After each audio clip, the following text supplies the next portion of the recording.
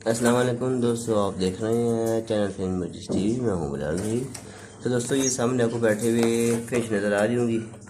ये वही 3 पट्ठे हैं जो आपको पहले दिखा चुका हूँ, छोटे से होते थे। ठीक है, ये माशाल्लाह से अडल्ट हो गए हैं, बिल्कुल अडल्ट के करीब पहुँच गए हैं। ठीक है, तो इन्होंने नेस्टिंग भी शुरू कर दी है। ठीक है, ये आपको मटकी नज़र आ रही होगी।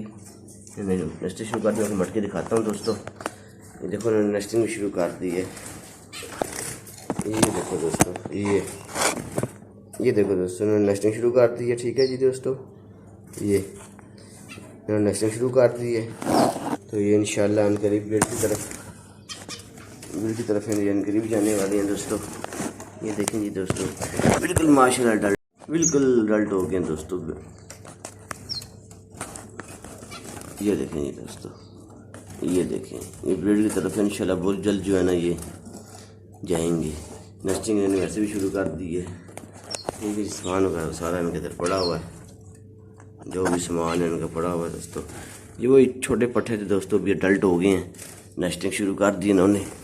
ठीक है दोस्तों, ये देखिए दोस्तों, ये देखिए। तो दोस्तों, चैनल सब्सक्राइब कीजिएगा, लाइक कीजिएगा, बेल आइकन प्रेस कीजिएगा। फी मान अल्लाह।